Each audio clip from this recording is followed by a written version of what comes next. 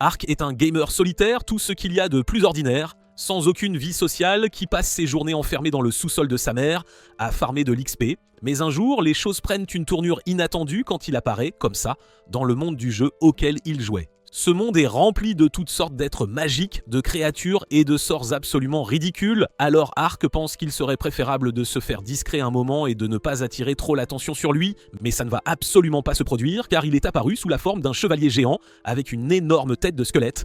C'était le dernier skin qu'il avait choisi avant d'atterrir ici, donc je suppose qu'il est coincé avec ça. Heureusement, l'univers a décidé de lui faire une fleur et l'a fait apparaître avec des compétences et des armes de rang S, alors naturellement, il les teste en transformant de pauvres arbres innocents en charpies. Après avoir pris la mesure de son équipement surpuissant, il se dirige vers le village le plus proche, où il est immédiatement distrait par toute la viande délicieuse exposée. Il est bien trop fauché pour s'offrir quoi que ce soit, alors il décide que le meilleur moyen de gagner de l'argent rapidement est de devenir mercenaire. En chemin vers la guilde, il entend par hasard une conversation entre un homme et une femme encapuchonnée. Quand la femme ricane et tourne les talons, l'homme marmonne une insulte sur les elfes, ce qui attire immédiatement l'attention d'Ark sur les oreilles de la femme. Ark ne peut s'empêcher d'exprimer son enthousiasme en découvrant que les elfes existent dans ce monde fantastique. Après cela, il entre dans la guilde et devient immédiatement le centre de toutes les attentions. Tout le monde le fixe du regard, supposant qu'il est un chevalier légendaire issu d'une armée royale. Mais si seulement il connaissait toute la vérité, Ark rencontre la réceptionniste et demande à s'inscrire comme mercenaire. La réceptionniste pense qu'il plaisante, car pourquoi diable quelqu'un qui ressemble à un chevalier impérial de haut rang se contenterait-il du modeste travail de mercenaire? Ark approfondit sa voix et essaie de paraître aussi sérieux et professionnel que possible, expliquant qu'il a été contraint d'accepter un travail de mercenaire à cause d'un problème personnel. La réceptionniste tire immédiatement ses propres conclusions, imaginant Ark comme un ancien chevalier tragique, expulsé de l'armée et luttant maintenant pour payer les factures médicales de son enfant malade. Il accepte de laisser Ark devenir mercenaire, mais lui dit qu'il y a d'abord une exigence. Il doit accomplir une tâche préliminaire, éliminer des monstres, des bêtes et des bandits, et les ramener comme preuve qu'il est capable de faire le travail. Ark est ravi car cela lui donne enfin l'excuse de combattre de vrais monstres. Il quitte la guilde et se dirige immédiatement dans la forêt où il défait rapidement et facilement une poignée de monstres. C'est si facile que ça compte à peine comme un échauffement. Puis un orc hideux surgit de nulle part et tente d'attaquer, mais Ark utilise sa fente de wyvern pour l'abattre en un temps record. L'orc ajouté à sa collection croissante de preuves, il a maintenant des monstres et une bête. Tout ce dont il a besoin maintenant, ce sont des bandits. Et l'univers semble toujours être de son côté car il repère bientôt des bandits attaquant un groupe de mercenaires de bas étage. Après que les bandits les aient éliminés, le chef remarque une jeune femme et sa servante recroquevillées contre un arbre. À en juger par l'expression dégoûtante sur son visage, Ark sait déjà exactement ce qu'il compte faire. Ark hésite un instant, ce serait la première fois qu'il tue de vrais humains au lieu de monstres, mais la situation des filles empire de seconde en seconde. Juste avant que le chef ne puisse poser la main sur elle, Ark apparaît derrière lui et d'un seul coup transforme le chef et ses acolytes en chair à pâté. La dame le regarde avec admiration car elle vient littéralement de voir son chevalier en armure étincelante apparaître de nulle part. Les bandits restants voient leur chef se faire déchiqueter et tentent immédiatement de s'enfuir, mais Ark utilise à nouveau la fente de wyvern et les élimine tous d'un seul coup net. Après son moment de gloire, Ark s'approche des deux filles et leur demande si elles vont bien. Elles répondent qu'elles vont bien. Elle présente la fille blonde comme Lorraine, tandis qu'elle-même est Rita, la servante de Lorraine. Ark leur dit de ne s'inquiéter de rien et leur dit nonchalamment de se rhabiller avant de se retourner pour s'éloigner. Cela lui donne l'occasion parfaite de piller les affaires des bandits. Il se dirige vers leur sac et récupère suffisamment d'argent pour couvrir ses besoins. Les filles reviennent vers lui dans leurs vêtements propres et le remercient encore de les avoir sauvés. Ark leur dit que ce n'est rien, bien qu'en réalité, il soit plus excité par la délicieuse viande qu'il va s'empiffrer en rentrant en ville. En signe de gratitude, les filles lui offrent de le ramener en ville, sur leurs chevaux. Ils commencent leur voyage de retour, mais Ark remarque rapidement que Lorraine le fixait sans arrêt pendant tout le trajet. Cela le rend timide, et le chevalier squelette géant se met même à rougir. Une fois arrivé en ville, Ark retourne à la guilde avec toutes les preuves des monstres et bandits qu'il a vaincus.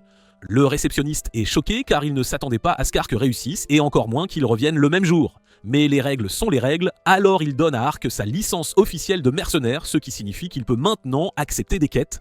Après avoir terminé, Ark se dirige vers l'auberge locale où le repas de ses rêves l'attend.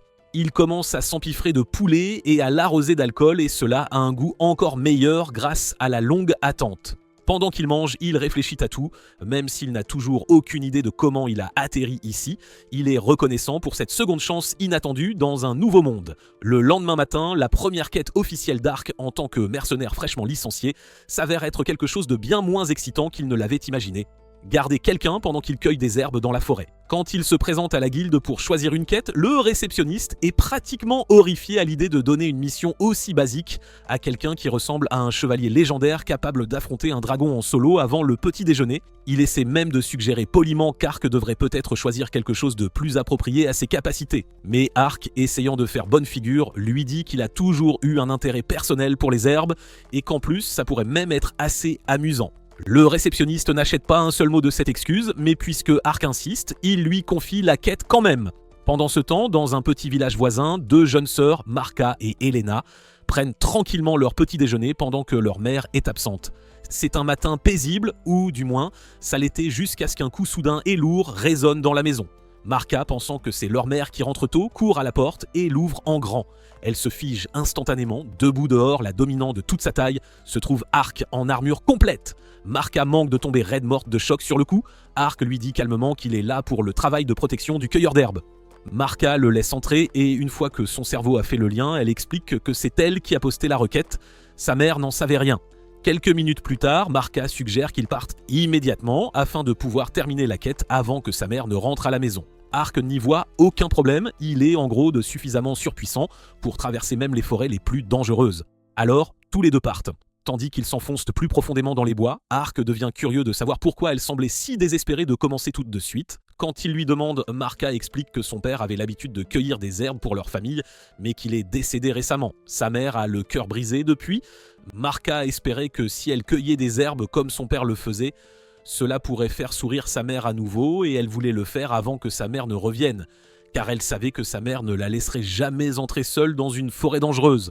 Ark manque de verser une larme derrière son casque en entendant cette petite fille parler avec tant de détermination et de sincérité. Il se jure silencieusement qu'il la protégera de toutes ses forces et s'assurera qu'elle mène son plan à bien. De retour au village, la mère de Marka, Siona, rentre enfin à la maison. Quand elle réalise que Marka n'est pas là, la panique la saisit immédiatement. Des villageois s'approchent rapidement d'elle et expliquent qu'ils ont vu Marka se diriger vers la forêt plus tôt. Siona manque de s'effondrer de peur, surtout parce que la forêt est réputée grouillée de monstres dangereux ces derniers temps. Les villageois essaient de la calmer en ajoutant que Marka n'était pas seule. Elle était accompagnée d'un chevalier à l'allure cool.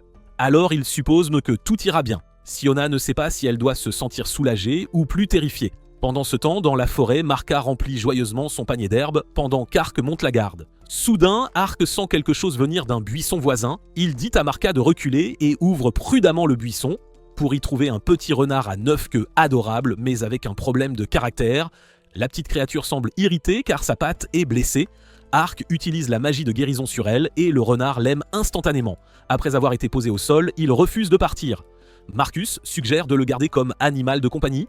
Ark réfléchit un instant et décide qu'il ne verrait pas d'inconvénient à avoir un compagnon. Il nomme le renard Ponta, ce qui lui vaut un joyeux glapissement de sa part, avec leur nouvel ami tout doux sautillant à leur côté. Ils continuent leur voyage jusqu'à ce qu'ils repèrent un arbre kabami poussant sur un terrain plus bas.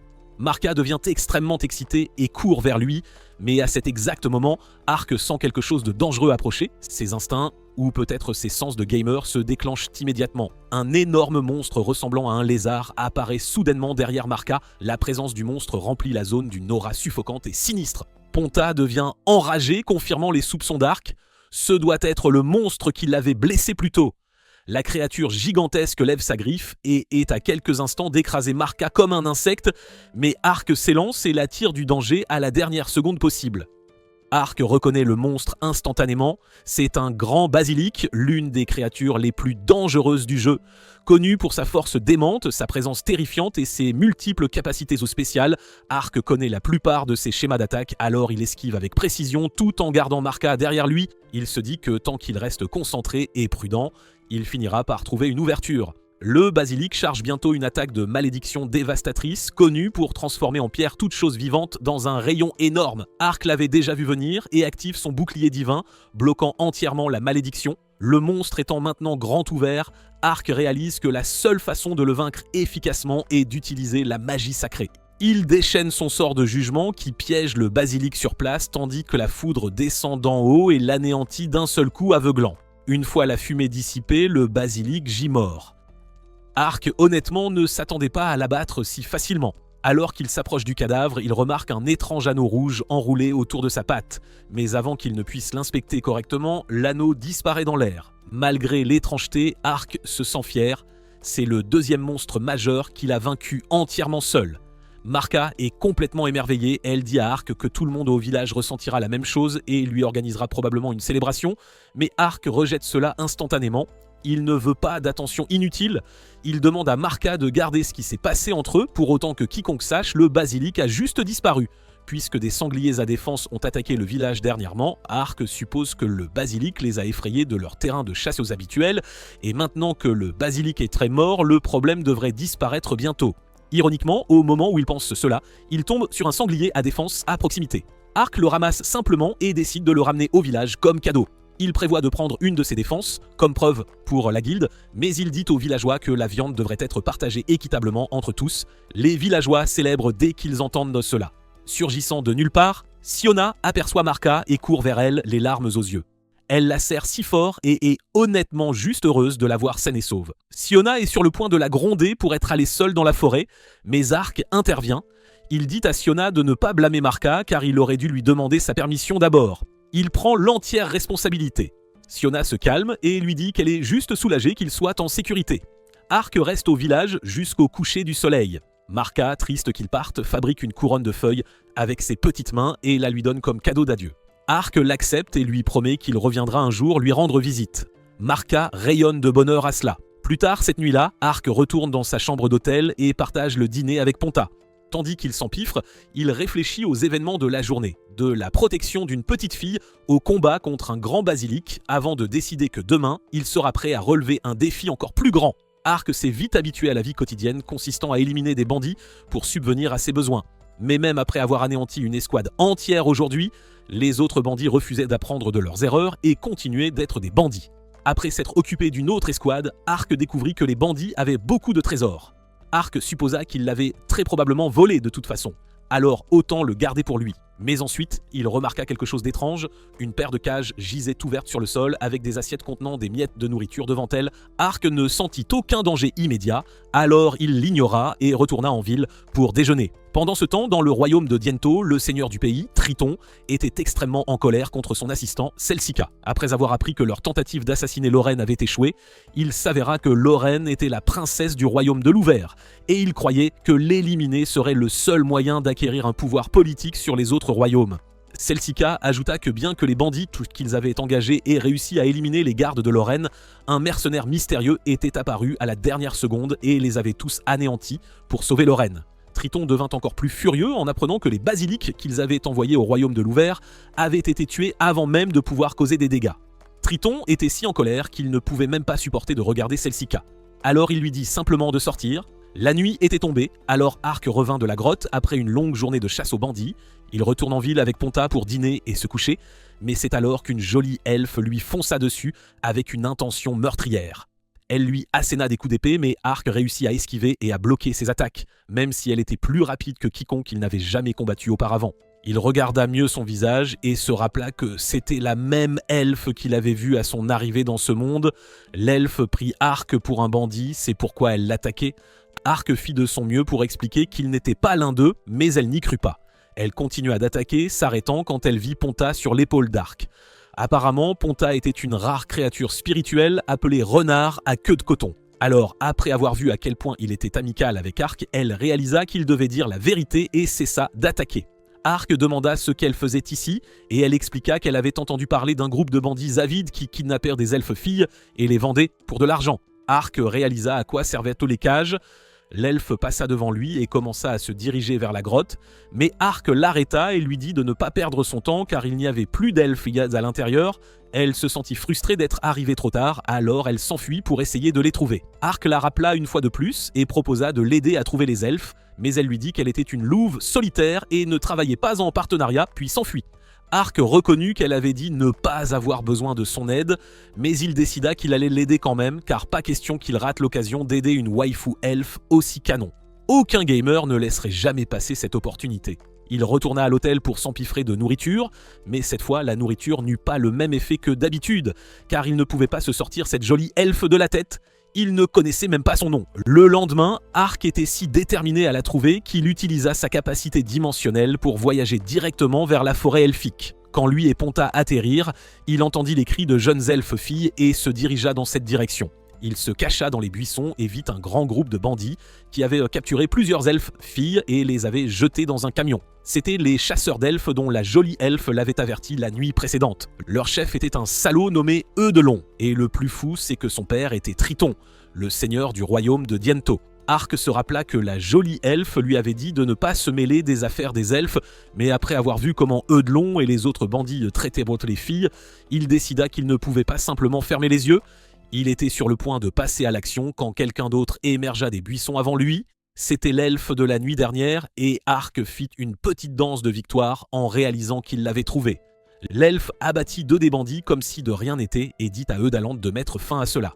Mais les autres bandits ne semblaient pas du tout perturbés. Au lieu de ça, ils semblaient excités parce qu'ils la reconnurent comme une elfe noire et se dirent qu'elle aurait un prix de vente plus élevé. La première vague de bandits s'approcha d'elle, mais elle les dévora en un temps record, faisant que les bandits restants commencèrent à remettre en question leur choix de vie. Après qu'elle eut vaincu environ 90% des bandits, Eudalan utilisa son dernier recours et menaça de tuer les enfants dans le camion si elle faisait un pas de plus. L'elfe noire n'était pas prête à jouer avec la vie des enfants, alors elle cessa d'attaquer. Cela donna à l'un des bandits la confiance nécessaire pour s'approcher d'elle et abuser d'elle. L'elfe pensa que tout était déjà fini pour elle, mais c'est alors qu'Ark apparut juste derrière Eudalan et lui asséna un crochet du droit, l'envoyant voler. Il n'y avait plus de menace directe pour les enfants, alors l'elfe noir abattit le reste des bandits avec facilité. Une fois qu'ils furent hors de portée, l'elfe essaya de libérer les enfants de la cage, mais n'avait aucune idée d'où était la clé. Ark n'avait pas besoin de clé, alors il brisa le cadenas et les enfants furent dans libre. Bien qu'ils semblassent un peu effrayés de lui, l'elfe noir fut impressionné, mais ne l'admit pas. Après cela, elle remarqua que les elfes avaient un collier maudit autour du cou, ce qui expliquait pourquoi ils ne pouvaient ni bouger ni se défendre. Elle n'avait aucune idée de comment l'enlever et commença à paniquer, mais Ark lança nonchalamment un sort de dissipation de malédiction, libérant la petite fille de la malédiction, et utilisa même une partie de sa magie de guérison pour soigner une petite blessure à sa jambe. À ce point, l'elfe noir ne put cacher son choc qu'un simple humain puisse posséder de telles capacités. Il n'était clairement pas un chevalier ordinaire. L'elfe noir décida finalement de se présenter, disant à Ark que son nom était Ariane, une guerrière elfe. Ariane appela un oiseau chuchoteur pour livrer un message à son peuple. Ark était confus quant au type d'oiseau que c'était, alors elle expliqua que c'était une créature spirituelle spéciale que les elfes utilisaient pour communiquer entre eux. Peu après, l'oiseau chuchoteur revint avec un message pour Ariane, lui disant de rentrer immédiatement car son attention était nécessaire pour aider à secourir les autres elfes qui avaient été faits prisonniers. Ariane demanda à engager Ark pour cette mission puisqu'il avait déjà fait ses preuves en matière de capacité de combat. Ark eut le sentiment que les autres elfes pourraient être sceptiques quant à sa loyauté envers eux puisqu'il n'était pas un elfe comme eux. Mais Ariane le rassura de ne pas s'inquiéter. Elle lui dit qu'elle lui faisait confiance et qu'à cause de cela, elle serait certainement capable de convaincre les autres de lui faire confiance aussi. Cela dit, Ark accepta de partir en mission avec Ariane. Leur destination était Diento. Il la téléporta donc vers la petite rivière qui était à quelques pas de Diento. Ariane fut choquée de voir qu'Ark réussissait à utiliser la magie de téléportation sans même avoir besoin d'une incantation, ce qui était vraiment impressionnant. Ils entrèrent dans Diento et attendirent dans une ruelle. Orion mentionna qu'ils allaient rencontrer son amie, Danka, une guerrière elfe, tout comme elle. Ark fut très excité par la nouvelle, car si Eriane était une guerrière elfe si séduisante, il avait vraiment hâte de voir à quel point Danka allait être attirante. Mais Ark frissonna de choc en découvrant que Danka était en fait un homme laid portant une capuche. Après s'être présentés, ils se dirigèrent vers un restaurant voisin pour discuter de la raison de leur présence à cet endroit. Ariane dit à Ark qu'il pouvait commander tout ce qu'il voulait, mais Ark refusa, affirmant qu'il allait bien. En réalité, il ne voulait pas qu'il découvre sa grosse tête de squelette. Il n'était pas sûr de la façon dont il réagirait s'il la voyait, vous savez. Ark engagea une légère conversation avec Ariane qui expliqua l'histoire de leur village et comment elle et Danka se connaissaient. Mais Danka n'en pouvait plus et dit à Ariane d'arrêter ses bêtises et d'expliquer qui était réellement ce gros balourd assis à côté de lui. Ariane expliqua qu'Art était un mercenaire mais pas un mercenaire ordinaire. Non, il pouvait lancer plusieurs sorts de haut niveau et avait même un renard à queue de coton comme compagnon. Danka fut surprise d'entendre cela et admit que de telles capacités pourraient certainement s'avérer très utiles. Ariane demanda ensuite à Danka s'il avait réussi à localiser la base d'opération des chasseurs d'elfes. Danka confirma que les elfes étaient retenus dans un bâtiment près du quartier des divertissements. Oui. Ils décidèrent de mener la mission de sauvetage la nuit car la zone serait alors moins fréquentée, ce qui signifiait qu'ils resteraient au restaurant jusqu'à la tombée de la nuit. Comme ils n'avaient rien à faire pour le moment, Ark leur dit qu'il avait quelques courses à faire et qu'il serait de retour dans 1 heure à peu près. Après le départ d'Ark, Danka exprima sa déception à Ariane car elle comptait sur un étranger comme Ark. Arion expliqua que lors de la bataille qu'elle avait affrontée avant de venir ici, elle aurait probablement été tuée sans lui, alors elle avait pris Ark en affection, vous savez. Danka accepta cette explication et décida de faire confiance à Ark, se fiant à sa parole. Pendant ce temps, Ark revint de la guilde locale avec une bourse pleine d'argent. Après avoir reçu ses récompenses pour avoir vaincu les bandits, bien sûr, il s'occupa ensuite de questions plus urgentes. En fait, comme il ne pouvait pas manger en présence d'Ariane et Danka, il s'était goinfré depuis. Alors lui et Ponta firent un petit pique-nique pour savourer les délices de la ville de Diento, tranquillement. Pendant ce temps, dans le quartier des divertissements, les chasseurs d'elfes retenaient toujours les jeunes elfes en otage. L'une des elfes les insulta, affirmant qu'un héros les trouverait bientôt et qu'ils seraient tous morts. Vous verrez. Au début, les bandits en rirent, et l'un d'eux lui lécha même le visage en guise de punition pour avoir osé parler. Cette nuit-là, le trio se retrouva pour infiltrer le bâtiment. La porte d'entrée était lourdement gardée, alors Ark utilisa sa magie de téléportation à courte portée pour atteindre le toit, sans problème. Ariane repéra une fenêtre voisine qui semblait vide, alors elle pensa qu'il pourrait s'y faufiler. Elle essaya de passer, mais sa poitrine généreuse rendait difficile de se glisser à l'intérieur. Vraiment. Quand vint le moment pour les autres d'entrer, Ark se téléporta simplement à l'intérieur sans effort. Ariane s'énerva, disant qu'ils auraient pu lui dire que c'était une option dès le début, non? Ils descendirent et trouvèrent dans les chambres de certains bandits.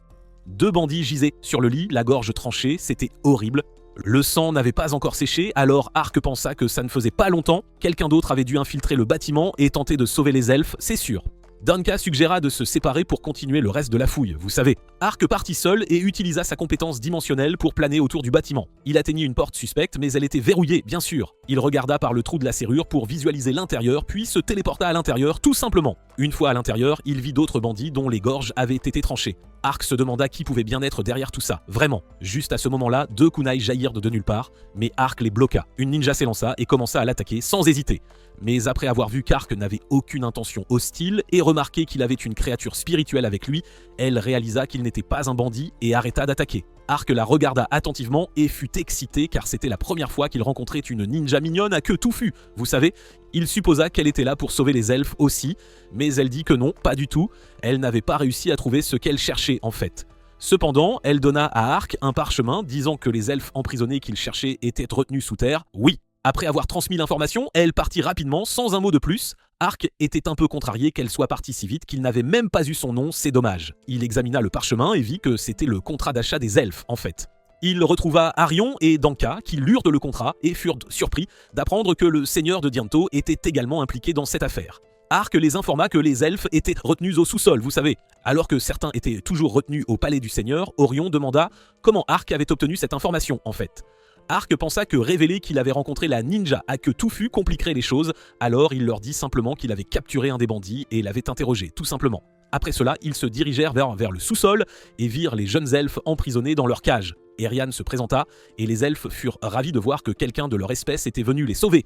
Enfin, elle fit un signe à Ark et il utilisa sa force brute pour plier les barreaux des cages afin que les filles puissent être libérées. Les filles furent effrayées à la vue de la force monstrueuse d'Ark, mais Arion les calma en leur disant qu'il était un ami, un vrai. Les filles coururent vers Arion et l'étreignirent, la remerciant d'avoir sauvé leur vie. Ark créa ensuite une porte et les téléporta au point de la vallée où ils étaient arrivés. Il remarqua qu'une des filles avait les mêmes entraves maudites que celles qu'ils avaient sauvées plus tôt, en fait. Alors il utilisa sa magie de dissipation de malédiction pour la retirer, sans problème. Danka fut surprise de voir qu'un simple mercenaire pouvait briser des malédictions si facilement, c'est incroyable. Ariane suggéra qu'il se dirige vers le palais du seigneur pour sauver les autres filles sans tarder. Danka dit qu'il mettrait les filles en sécurité, ce qui signifiait qu'Ark et Ariane devraient pouvoir gérer la situation au palais du roi, seuls. Ariane toucha le bras d'Ark et ils se téléportèrent ensemble dans le palais du seigneur en un instant. Mais au loin, la ninja de tout à l'heure et son compagnon furent vus en train de les observer, discrètement. Ark utilise sa compétence dimensionnelle pour voler jusqu'au toit, sans bruit.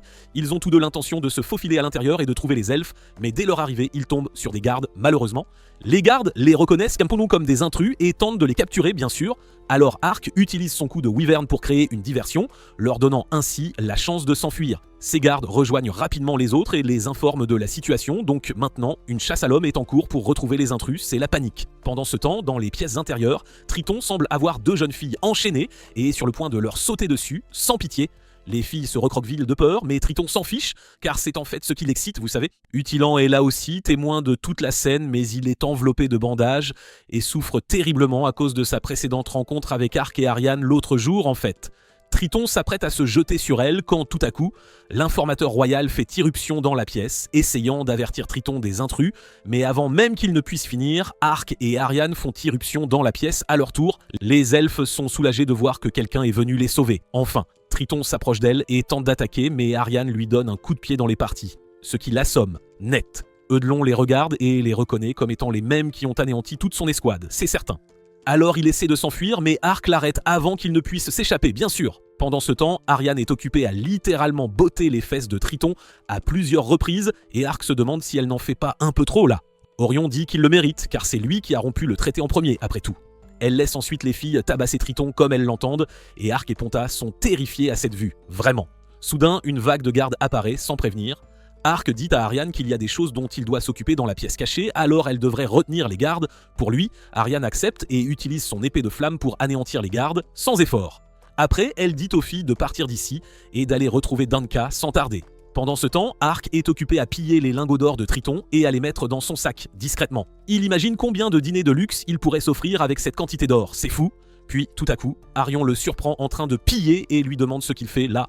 Arc ne veut pas être pris, alors il ment, lui disant que ce serait une bonne idée de saisir tout leur argent afin qu'il ne soit plus possible de mener leur opération de chasse aux elfes. Orion trouve que c'est une bonne idée et Arc est juste content qu'elle l'ait cru vraiment. Soudain, le château commence à être secoué par des explosions, mais ces explosions ne sont pas causées par eux, alors ils se disent qu'il est temps de partir d'ici, et vite. Arc utilise sa porte pour les téléporter à l'extérieur, avec tout leur or bien sûr. Arc réalise que si ce n'était pas Ariane qui avait mis le feu, ça pourrait être la mignonne ninja aux oreilles poilues en fait. Maintenant qu'Ariane et Arc ont terminé leur mission, il est temps pour eux de se séparer, mais elle ne veut pas encore dire au revoir à Arc, pas tout de suite.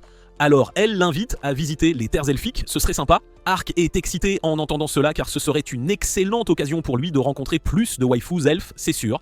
Il demande à Ariane si le chef là-bas serait d'accord pour accueillir un visiteur, vous savez. Ariane dit que ça ira tant qu'il montre son visage quand il sera présenté, bien sûr. En entendant cela, Arc devient soudainement sérieux, très sérieux. Il dit à Ariane qu'il ne peut en aucun cas retirer son armure, c'est impossible. Au début, Ariane pense qu'Arc est juste très timide, c'est pourquoi il ne veut pas montrer son visage, alors elle jure de ne pas le juger s'il lui montre son visage vraiment.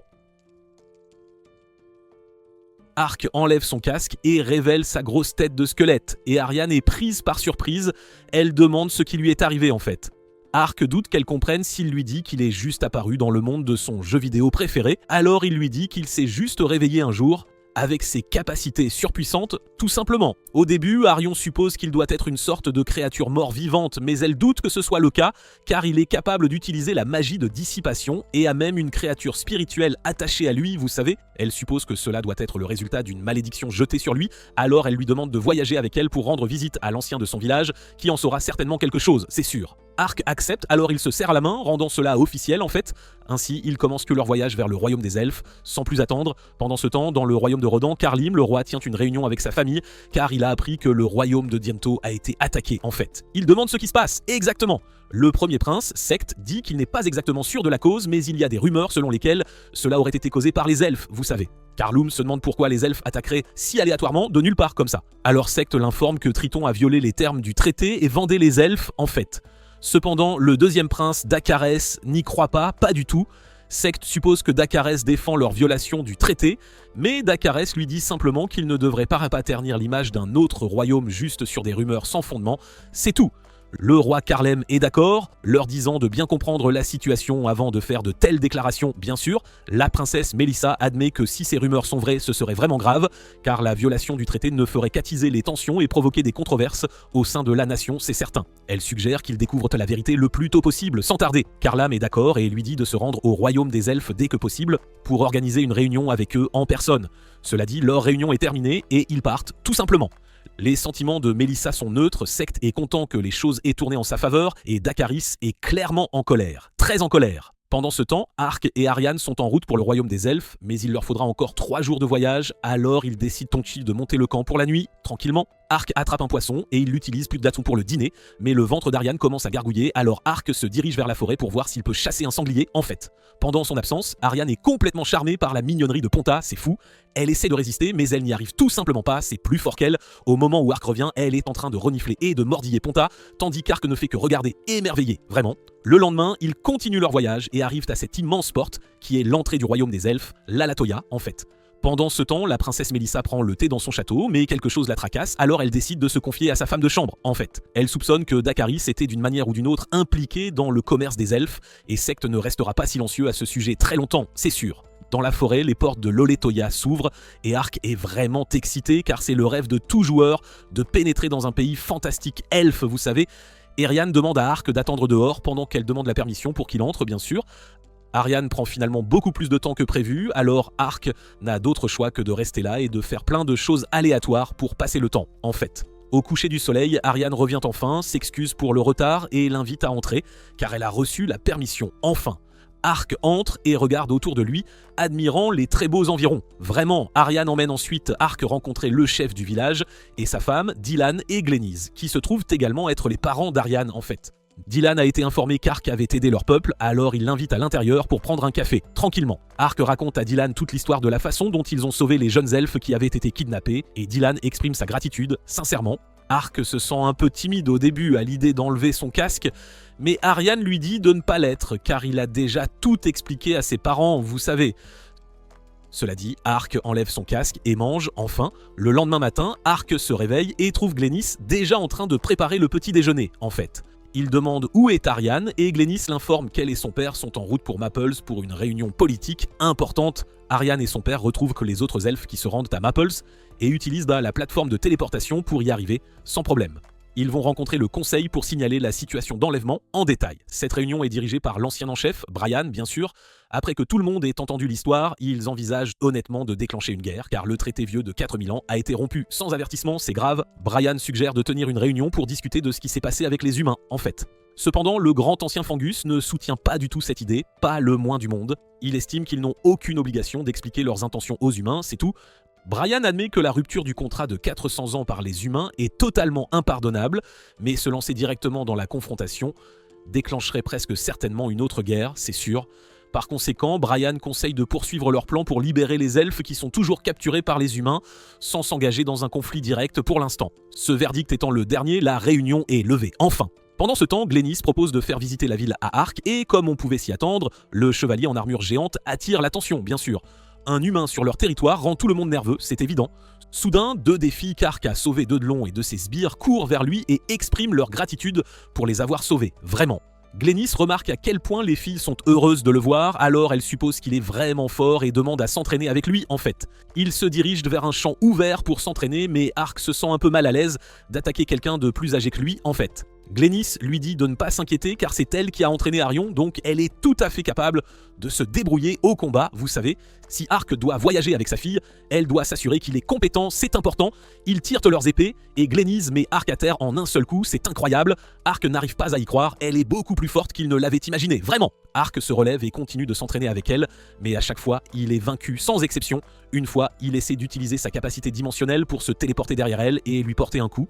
Mais Glennis le lit instantanément et contre-attaque sans problème. À ce stade, Ark réalise qu'il n'y a qu'une certaine quantité de force que les statistiques les plus élevées peuvent vous apporter, c'est tout. Il se fait déjà tard, alors Glennis suggère qu'il rentre chez eux pour se rafraîchir et qu'elle commence à préparer le dîner, tranquillement. En arrivant, Ark retire son armure et se prépare à prendre une douche, enfin. Il prend un bain et peut sentir l'eau chaude pénétrer profondément dans ses os, c'est agréable. Il baigne également Ponta, qui semble beaucoup apprécier en fait. Ariane rentre chez elle peu après, mais elle ne sait pas qu'Ark est dans le bain, alors elle enlève ses vêtements et entre nue sans le savoir. Ark jette un coup d'œil à son physique brut et reste sans voix, complètement. Ariane suppose immédiatement qu'il y a un mort-vivant dans le bain, mais Ark lui dit simplement que c'est lui en fait. Après cela, ils s'assoient tous pour dîner et Ariane est encore un peu gênée qu'Ark l'ait vu comme ça, vous savez. Dylan attire leur attention pour les informer qu'ils ont décidé de poursuivre leur mission de sauvetage des elfes qui ont été enlevés et aimeraient embaucher Ark pour les aider à accomplir cette tâche. Cependant, ils admettent qu'ils ne pourront pas offrir grand-chose en récompense car Ark est clairement plus riche qu'eux, c'est évident. Dylan ajoute que l'endroit où ils vont pourrait détenir le secret pour briser sa malédiction, en fait. Il explique qu'il y a une source chaude près de la zone de Lord Crown qui est réputée pouvoir guérir toute maladie ou malédiction, c'est ce qu'on dit. Arianne lui dit de ne pas être timide à ce sujet car elle le rejoindrait quand il irait à la source chaude, bien sûr. Toute cette histoire de briser la malédiction n'était qu'un arc narratif inventé pour empêcher les gens de poser trop de questions, mais maintenant ça devient une situation réelle en fait.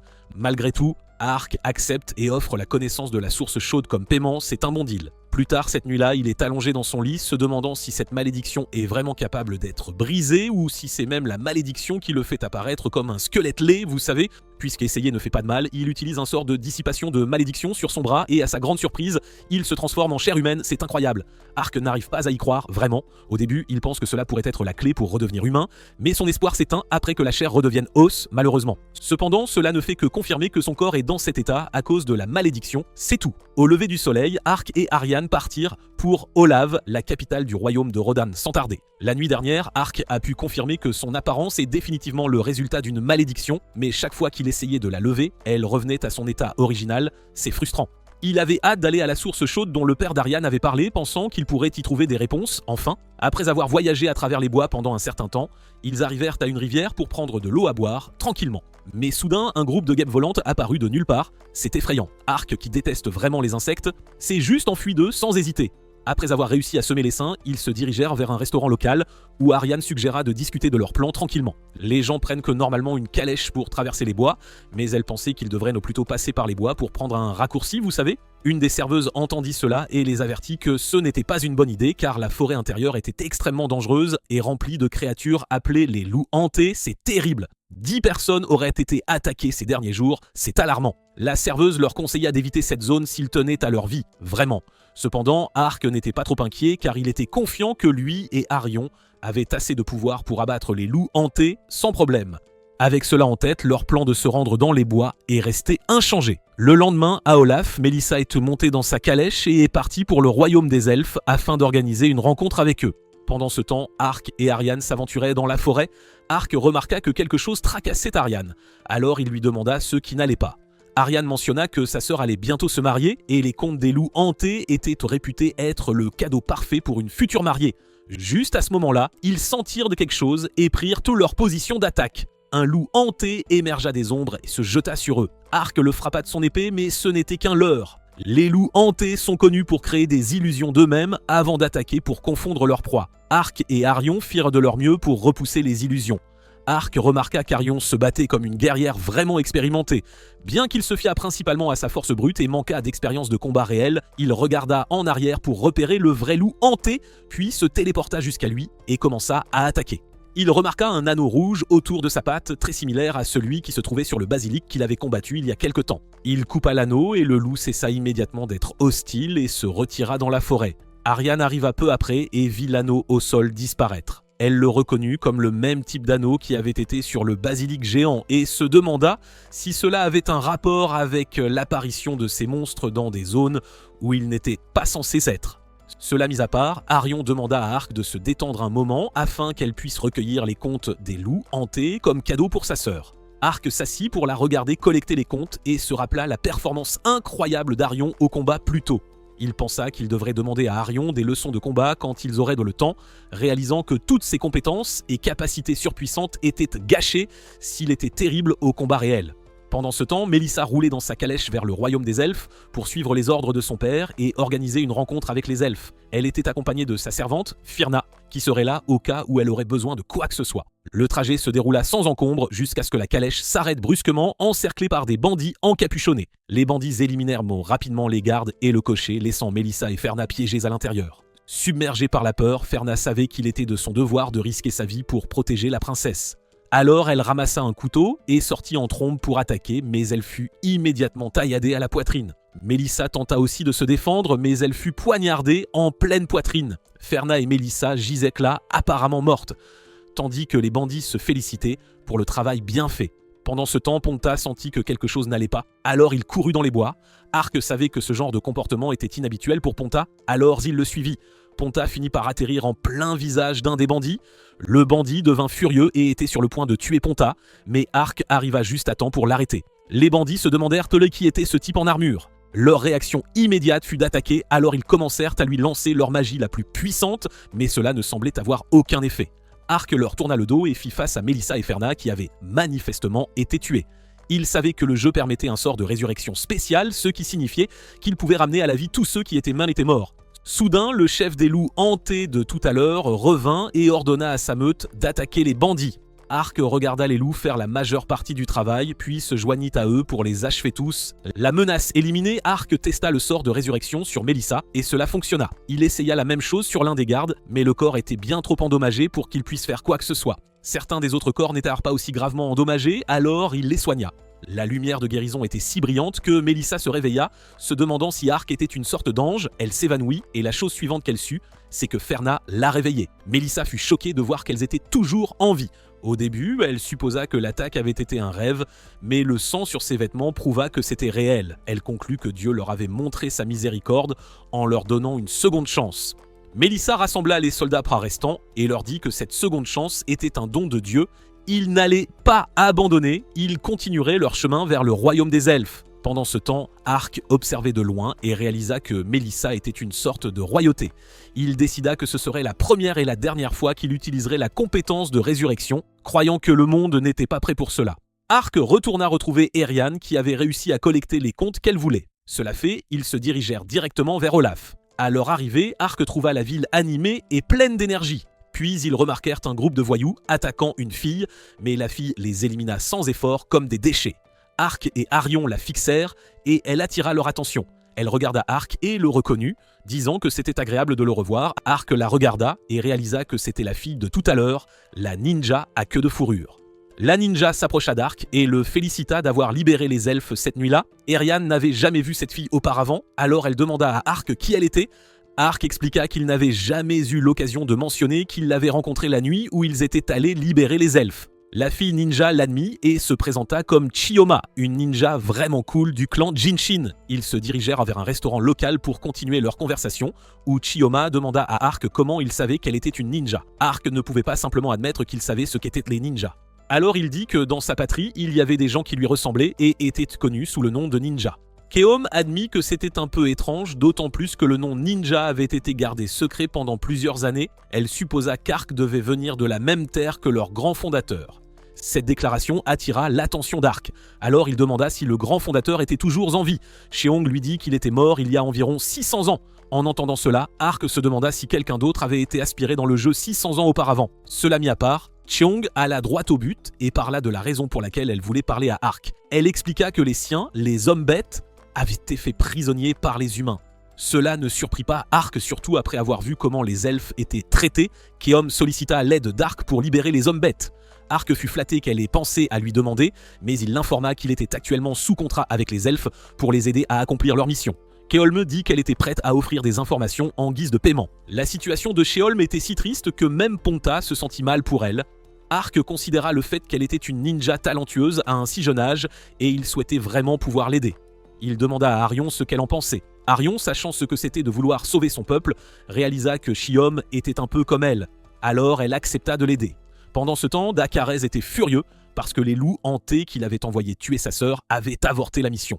Son subordonné, Cetrian, se demanda si cela pouvait être dû au fait que quelqu'un avait brisé l'anneau. Dakarez prévoyait de tuer Melissa car il ne voulait pas qu'elle organise une rencontre avec les elfes, ce qui pourrait révéler qu'il était impliqué dans le commerce d'elfes. Selon toutes les indications, Melissa était toujours en vie et probablement déjà sur les traces de Dakarez. Alors Cetrian suggéra à Dakar de se cacher dans une maison sûre. Dakarez, ayant déjà pris suffisamment de mauvaises décisions, suivit le conseil de Cetrian et se dirigea vers la maison sûre dans sa calèche. Alors qu'Ark et les autres progressaient, Ark se rappela que Sheolm leur avait parlé du grand fondateur. Il demanda à en savoir plus sur lui. Chiom mentionna que son nom était Hanzo. Ark réalisa immédiatement que c'était un nom japonais.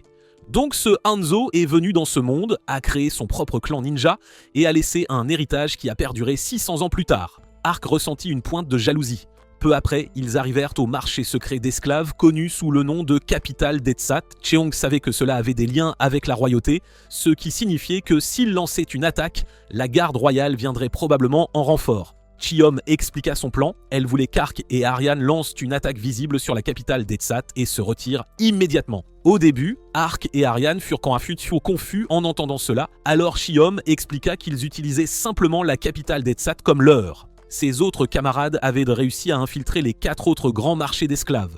Une fois celui-ci attaqué, toute l'attention se porterait sur lui, leur permettant de libérer les autres. Cependant, Chiom savait que cela signifiait qu'elle ne pourrait sauver personne à la capitale d'Etsat. Mais si sacrifier 10 pour en sauver des centaines était nécessaire, elle le ferait. Cela dit, Ark et Arion acceptèrent d'aider de toutes les manières possibles. Ark mentionna qu'il pouvait utiliser la magie de téléportation, ce qui pourrait réduire les pertes. Chiom réalisa qu'ils avaient raison. Il pourrait même réussir à sauver ceux de la capitale d'Etsat après tout. Chiom partit informer le reste de son clan du changement de plan et, avant de partir, demanda à Ark et Ariane de faire toutes les préparations nécessaires dont ils avaient besoin. Ark et Ariane se dirigèrent d'un nom vers le restaurant le plus proche pour dîner. Parce que clairement, on ne peut pas faire la guerre le ventre vide. Ark était occupé à se goinfrer quand Ariane lui suggéra d'essayer un nouveau plat. Ark l'engloutit et trouva ça vraiment délicieux. Il lui demanda ce que c'était et elle lui dit que c'était la libellule dont il avait eu si peur plus tôt. Ark admit qu'il s'était peut-être trompé à son sujet et qu'elles avaient vraiment bon goût. Après le dîner, Ark mentionna qu'ils avaient encore une chose à régler. Il mit un masque affreux, pensant que ce serait le meilleur moyen pour eux de se fondre dans la masse. Orion pensa que c'était une idée stupide, notant qu'il s'était probablement fait arnaquer car il avait fini par payer 13 pièces d'or pour cela. Peu après, Chiom arriva avec l'un des membres de son clan, Gomon. Ark entendit ce nom et n'en crut pas ses oreilles. Gomon et Chiom n'étaient là pas leur vrai nom. Le grand fondateur leur avait donné ces noms en raison de leur grande habileté en tant que ninja. Gomon s'approcha soudainement d'Ark et le fixa. Ils se battirent un peu, ce qui causa une certaine inquiétude à Arion et Keholm, mais ils réalisèrent de vite que c'était juste leur façon de créer des liens. Cela étant réglé, ils finalisèrent de leur plan. Ark et Gomon créeraient une diversion en attaquant les premières lignes, tandis qu'Arion et Keholm se faufileraient par derrière. Ark et Gomon se dirigèrent droit vers la porte d'entrée et la firent exploser. Les gardes furent de pris au dépourvu et annoncèrent les intrus, faisant venir tout leur renfort. Ark et Goemon utilisèrent donc leur capacité magique pour dominer entièrement les gardes, même s'ils en avaient tout peut-être un peu trop fait. Pourtant, cela donna à Erian et Chiomé la chance parfaite de s'infiltrer. Pendant ce temps, dans le royaume de Rodan, Citréon annonça à Dakarès la nouvelle des intrus à Leetsat, et disons simplement qu'il n'était pas du tout content. Comme Ark et les autres l'avaient prédit, Dakarès ordonna à Cétrian de mobiliser toutes leurs troupes et de les envoyer à la capitale d'Etza. Au même moment, Ariane et Chiom purent facilement se faufiler devant tout le monde. Il n'y avait plus de gardes là-bas car ils étaient tous partis combattre sur les lignes de front, donc ils ne rencontrèrent aucun problème. Ils arrivèrent à la porte d'entrée mais elle était verrouillée. Ariane était sur le point d'utiliser sa magie pour la défoncer, mais Keom lui dit de ne pas s'inquiéter car elle crocheta facilement la serrure. Ils vérifièrent les zones des cellules pendant un moment, mais soudain, Ponta sentit quelque chose derrière eux, certains gardes les repérèrent, alors Sheolmé utilisa son jutsu aquatique pour en éliminer 2. Arion fut impressionné, elle utilisa ensuite sa magie de flamme pour éliminer le reste. Ils avancèrent jusqu'à l'endroit où les hommes bêtes étaient détenus et les virent piégés dans des cellules et enchaînés. Chiom se présenta comme une ninja du clan Jinshin et en entendant ce nom, les hommes bêtes s'excitèrent. Elle les libéra et les exhorta à suivre ses instructions. Ceux qui pouvaient se battre devaient prendre les armes des soldats tombés, tandis que ceux qui ne pouvaient pas devaient rester cachés. Pendant ce temps, Ark et Goman avaient réduit tout le bâtiment en ruine et semblaient s'être occupés de tous les gardes. Keom et Arion arrivèrent peu après, leur disant que les hommes bêtes étaient maintenant en sécurité et avaient été rassemblés dans le hall principal. Maintenant, il ne restait plus qu'à libérer ceux des 4 autres capitales d'esclaves. Goman dit à ARC d'accompagner Keom et Arion pendant qu'ils restaient pour tenir la situation. Les 3 se dirigèrent vers la prison d'esclaves suivante et s'occupèrent d'abord des gardes en charge, après quoi ils libérèrent rapidement tous les hommes bêtes qui y étaient détenus. Quand vint le moment pour Ariane de libérer la dernière cellule, elle remarqua une odeur nauséabonde. Elle ouvrit la porte et vit quelque chose couvert d'un drap. Elle retira le drap et vit le cadavre d'un des hommes bêtes. Certains des hommes bêtes étaient déjà blessés ou malades à leur arrivée, et comme ils ne pouvaient pas être vendus, les gardes les avaient simplement tués et laissés pourrir. Cheong devint un peu ému un instant, mais essuya ses larmes et se remit au travail. Ils réussirent à rassembler tout le monde dans le hall principal, où ARC les téléporta vers un endroit sûr dans la forêt.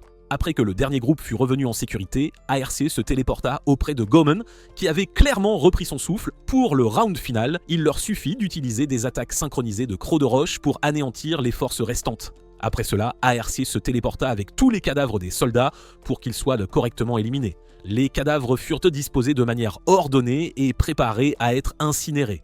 Ariane utilisa sa technique de flamme pour tous les brûler, et on pouvait même voir leurs âmes monter au ciel. Voyant cela, Sheolm jura de devenir plus forte afin que personne n'ait jamais à traverser ce qu'ils avaient vu aujourd'hui. Pendant ce temps, dans le royaume de Rodin, Dakaré était furieux comme d'habitude, après que Citréon l'eût informé du désordre à Etsat. Il dit à Citréon de lui faire un rapport détaillé et sortit en trombe de la pièce. Il se retourna et vit qu'il avait été poignardé en plein rein. Il s'effondra au sol de douleur et de perte de sang. Secte félicita Citréon d'avoir éliminé son frère. Citréon se sentit vraiment fier de lui à ce moment-là. Il mentionna que la princesse Mélissa avait également été prise en charge. Lors de l'attaque qu'ils avaient lancée contre elle alors qu'elle était dans sa calèche, ils avaient pu récupérer un bijou et le reste de son corps était introuvable, ce qui signifiait qu'elle était très probablement morte. Secte fut ravi d'entendre cela. Et pour arranger les choses, il annoncerait simplement que Mélissa avait été tuée dans un complot orchestré par les héritiers de Dak. Maintenant, tous les obstacles étaient là-haut levés et le trône était entièrement à lui. Pendant ce temps, Goman et Ark se retrouvèrent et eurent encore une autre bagarre amicale, tandis que les filles les regardaient simplement. Cheong jura de devenir plus forte à tout prix afin de ne plus voir de vie perdue et de ne jamais laisser personne dans une mauvaise situation. Arion ne pouvait qu'être d'accord et dit que c'était la même chose pour elle. Le lendemain, Cheong leur offrait toujours sa gratitude, mais ils lui dirent de ne pas s'inquiéter car ils essayaient juste d'aider. Cela étant réglé, Cheong dit qu'elle était prête à donner les détails des informations qu'elle leur avait promises. Pendant ce temps, Mélissa arriva en toute sécurité aux environs de Limbourg et descendit de sa calèche. Sa sœur, elle courut la serrer dans ses bras. Sa sœur fut heureuse de la voir vivante et admit qu'elle avait eu peur en apprenant qu'elle avait été tuée par Dakar.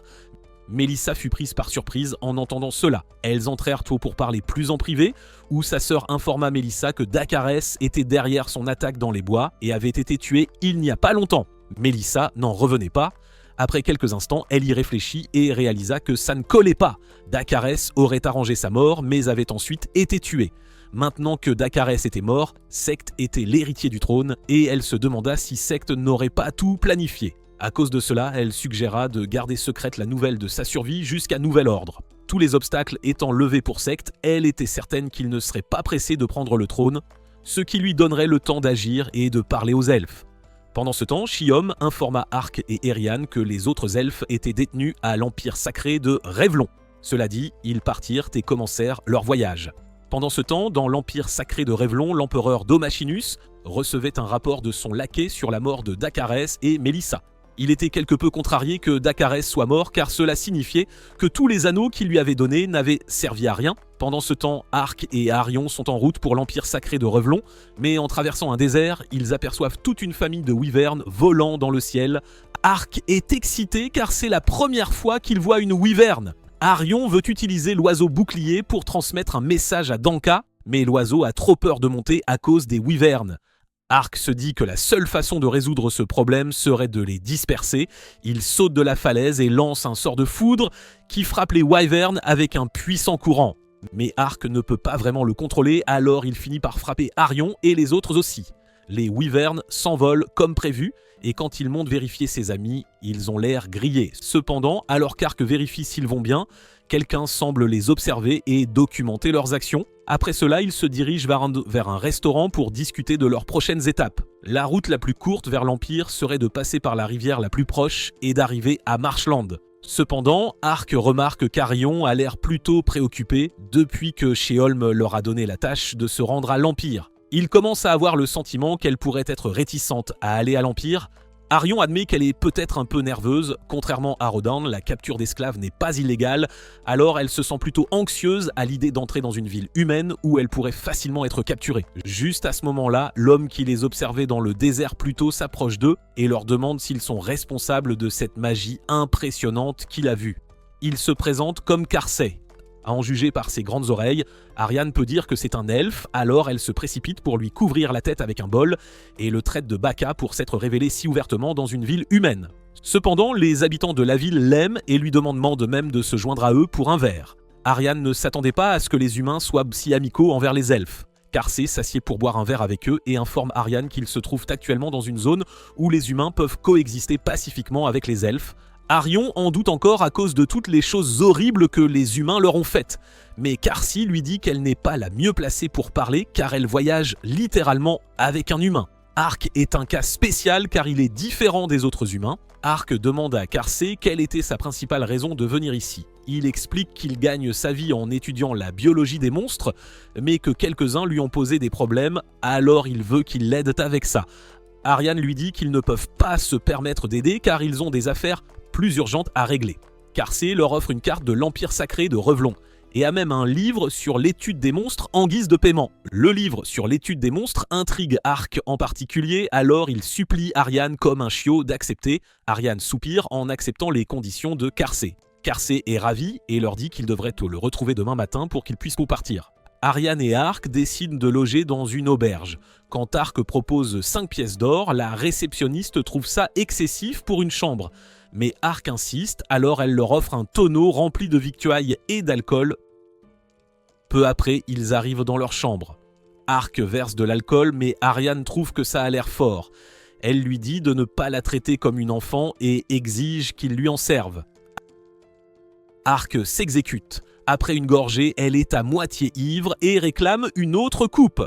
Après l'avoir bu d'un trait, elle est complètement saoule et rampe vers Arc comme un chien.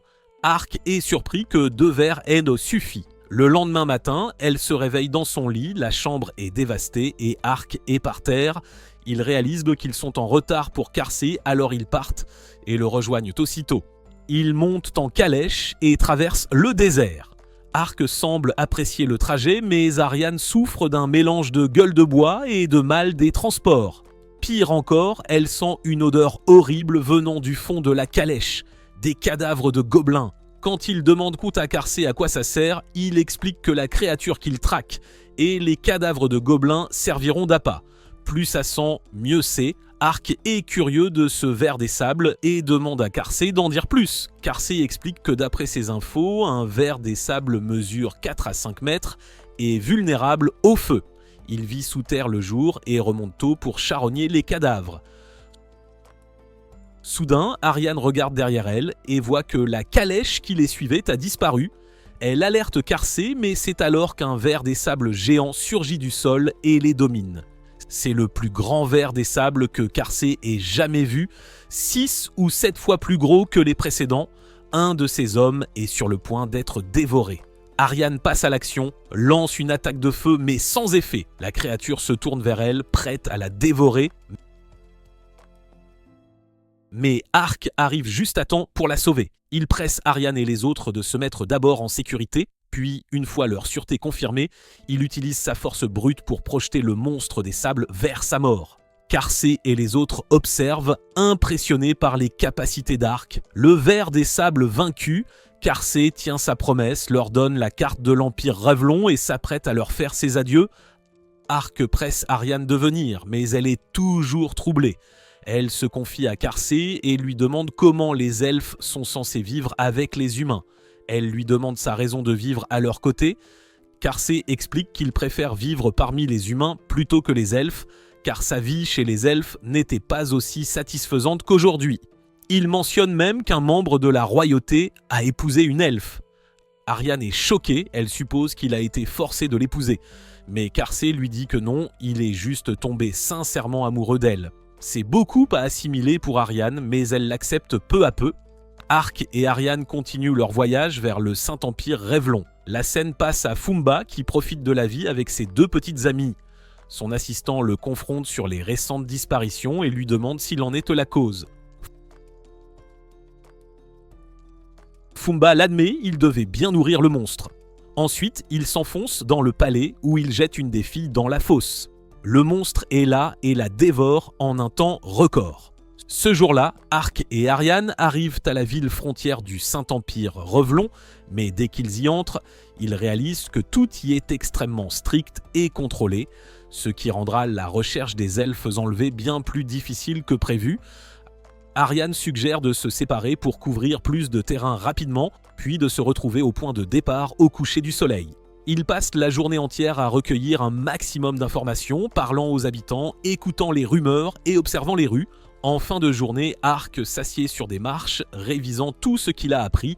Apparemment, des cris forts sont entendus chaque nuit du côté est de la ville, des monstres étranges apparaissent aléatoirement dans divers quartiers et des gens disparaissent sans explication.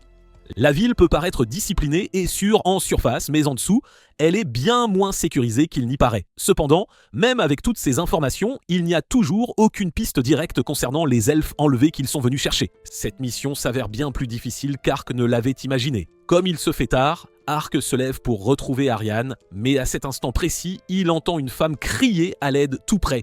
Il se précipite vers le son et trouve une jeune femme sur le point d'être attaquée par un groupe de voyous locaux. Avant qu'il ne puisse la toucher, Ark lance une attaque surprise et les met tous KO sans effort. La jeune femme se jette dans ses bras et le remercie désespérément. C'est alors qu'Ariane les surprend. Elle est clairement jalouse mais tente de le cacher. Cependant, elle ne peut s'empêcher de prendre son air démoniaque et de dire à la fille de partir immédiatement. Ark est complètement perdu et ne comprend pas son comportement. Ariane reste irritée pendant tout le reste du chemin et Ark ne comprend toujours pas ce qu'il a fait de mal. Pendant ce temps, Fumba continue de rassembler d'autres victimes humaines pour nourrir le monstre dans sa fosse. Il commence par en avaler un entier. Et tandis qu'il observe d'en haut, Fumba dit à la créature qu'il lui apportera encore plus de nourriture bientôt. Il s'avère que le monstre possède 5 de ces anneaux lumineux qu'Ark a trouvés récemment. Au même moment, Ark et Ariane arrivent à une forteresse qui aurait retenu des elfes captifs il y a environ 4 mois. Ariane a obtenu cette information d'une balance plus tôt, elle pense donc que c'est le meilleur endroit pour commencer les recherches. À l'intérieur, la forteresse est bien plus silencieuse que prévu, sans aucun signe d'elfe. Ils s'enfoncent jusqu'à voir 2 gardes. Ils utilisent Ponta comme diversion, assomment les gardes, puis ouvrent d'énormes portes menant à une vaste zone souterraine. Dès qu'ils entrent, ils tombent donc sur Fumba lui-même. Sortant nonchalamment de son repère, il leur demande qui ils sont, et après avoir bien regardé Ariane, il déclare qu'elle lui appartient désormais. Ark se moque de la remarque et dit à Ariane qu'il devrait donner une leçon à ce type. Mais à sa grande surprise, Ariane se retourne soudainement contre lui et l'attaque. Ark est confus, il suppose qu'elle est sous un sort d'envoûtement, alors il lance un sort de dissipation pour briser l'effet. Mais rien ne se passe. Dans son esprit, Ariane est piégée dans une illusion où elle voit sa sœur Even qui la traite de faible et lui dit qu'elle ne pourra jamais protéger personne. Even lui dit de prouver sa force et Ariane commence à la combattre alors qu'en réalité, elle attaque Ark de toutes ses forces. Ark ne comprend pas pourquoi la magie de dissipation ne fonctionne pas, mais il aperçoit alors quelque chose bouger sous sa capuche. Avant qu'Ark ne puisse l'atteindre, Ponta plonge et en retire une minuscule créature comme un gremlin. Ark le brûle immédiatement avec du feu. La créature était un diablotin, un monstre magique qui lave le cerveau des victimes en créant des illusions liées à leur traumatisme le plus profond. Une fois le diablotin mort, Ariane cesse d'attaquer et s'effondre. Fumba se présente fièrement comme le plus grand dompteur de monstres vivants. Il invoque un monstre géant ressemblant à un lion qui semble affamé. Ark dépose Ariane doucement et pose une question à Fumba. Qu'est-il arrivé aux elfes emprisonnés ici ? Fumba explique nonchalamment que ces elfes lui ont disparu depuis longtemps, utilisés dans d'innombrables expériences cruelles, et que ceux qui ont survécu ont finalement été donnés à manger à son animal. En entendant cela, Ark devient furieux et décapite le monstre lion instantanément. Mais Fumba ne panique pas car il affirme qu'en tant que maître dompteur de monstres, il peut contrôler d'innombrables créatures à la fois. Il invoque un essaim de bêtes et les envoie toutes vers Ark, mais Ark les vainc toutes avec facilité. Cependant, il se retrouve trop loin d'Ariane, et un monstre se faufile vers elle, prêt à la tuer. Mais soudain, Chiom apparaît et utilise son jutsu aquatique pour le noyer. Fumba est agacé qu'un autre adversaire soit arrivé, il essaie d'invoquer plus de monstres, mais Chiom lui dit que c'est inutile car tout le clan Jinshin est là et a déjà éliminé toutes ces créatures. Fumba n'arrive pas à croire que tous ces monstres aient été anéantis si facilement. Chiom se précipite vers Ark, surprise de le voir là et confuse par la situation. Elle explique avoir rencontré Ariane plus tôt et accepté de rejoindre leur mission aujourd'hui. Soudain, toute la forteresse commence à trembler violemment. Fumba se met à rire hystériquement car son monstre le plus puissant s'est réveillé. Il s'enfuit en leur disant qu'ils régleront ça dehors. Le bâtiment commence à s'effondrer, alors Ark utilise sa compétence dimensionnelle pour se téléporter. Ariane, Chiom et Ponta juste à temps. Planant dans les airs, Ark regarde en bas alors qu'une créature massive émerge des ombres. Il la reconnaît instantanément du jeu. C'est le monstre le plus fort et le plus surpuissant qui existe, une hydre. Chiom reconnaît l'hydre comme la célèbre souveraine des nations et se demande comment un humain pourrait avoir le pouvoir de la contrôler. Ark analyse l'anatomie de l'hydre et remarque qu'elle a les mêmes anneaux attachés à son corps. Il en déduit que pour la vaincre, ils doivent couper ses anneaux. Mais Chiom n'en sait pas grand-chose, alors elle suggère de battre en retraite pour l'instant et de mieux se préparer à combattre ce monstre. L'hydre les remarque et crache une attaque de feu bleu sur eux, mais Ark utilise son mouvement dimensionnel pour les téléporter juste à temps. Fumba ignore la capacité d'Ark, il suppose donc qu'Ark et les autres ont été anéantis. Il est plutôt fier de lui à ce stade et repense à toutes les fois où il a démontré son pouvoir aux gens et où ils l'ont tous méprisé et sous-estimé. Il dit qu'il va utiliser le pouvoir de l'hydre pour leur prouver qu'ils ont tort, car avec elle, il est inarrêtable. L'hydre a maintenant un peu faim, alors il la dirige vers l'une des villes pour qu'elle se régale. Pendant ce temps, Ark et Chiom ont réussi à se téléporter en sécurité. Et Chiom commence tout juste à comprendre à quel point Ark est puissant, car il a pu bloquer une attaque capable de raser toute la forteresse. Ark dit qu'il n'est qu'un simple mercenaire engagé par... En parlant d'Ariane, Ark réalise qu'elle est introuvable, alors il l'appelle. Ariane est alors vue derrière eux avec une aura sombre autour d'elle, disant que pendant qu'elle attaquait Ark, elle n'était pas inconsciente, mais plutôt forcée de revivre une illusion. Cela signifie qu'elle a entendu tout ce que Fumba a dit et que sa haine pour lui a décuplé. Chiom convient que l'hydre serait une trop grande menace pour que le clan Jinshin l'ignore, alors elle propose son aide. Ariane suggère de s'en prendre à Fumba tout de suite, mais Ark est plus préoccupé par l'hydre qui est sur le point de ravager les villes. Chiom doute que quoi que ce soit puisse être fait car l'hydre a bien mérité son nom de fléau des nations, elle pense donc qu'il n'y a rien à faire. Cependant, Ark pense autrement. En fait, il croit qu'il sera capable de l'arrêter, c'est donc décidé, ils acceptent de laisser Ark s'en occuper. Pendant ce temps, dans l'Empire, l'empereur vient de recevoir une mise à jour. L'hydre est maintenant active, sur le point d'anéantir une ville entière.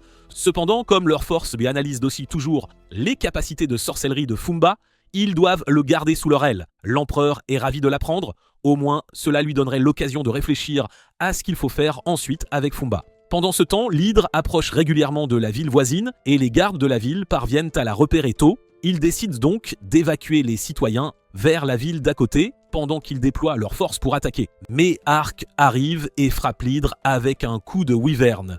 Ark la regarde, surpris qu'elle n'ait même pas une égratignure. Ensuite, il lance une attaque de bouclier qui fait perdre l'équilibre à l'hydre, puis il enchaîne avec un lariat d'armure qui la met à terre mais ne la vainc pas. Fumba observe toute cette scène se dérouler et se demande de quoi est fait ce tas de ferraille. C'est déjà assez étrange qu'il soit encore en vie après avoir respiré le souffle de l'hydre. L'hydre attire Ark en lui lançant son souffle de feu, ce qui lui donne l'occasion de l'attraper avec l'une de ses têtes, et elle est au même prête à sacrifier l'une d'elles pour le vaincre. Mais Ark utilise son bouclier pour bloquer toutes ses attaques. Pour en finir, il utilise sa compétence Jugement qui forme un cercle magique dans les airs et tranche instantanément ses têtes. Mais même une attaque aussi puissante ne suffit pas à la vaincre, car ses têtes commencent simplement à repousser. Ark s'y attendait, il n'est donc pas surpris.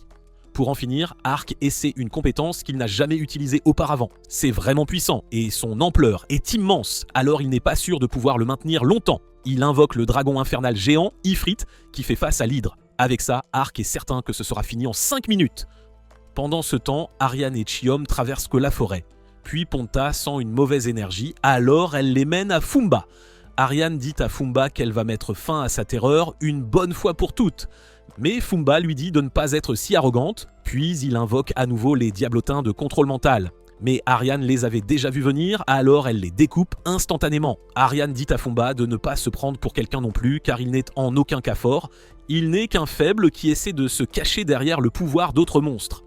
En entendant cela, Fumba repense aux empereurs qui lui ont dit exactement la même chose, ce qui ne fait que l'énerver davantage.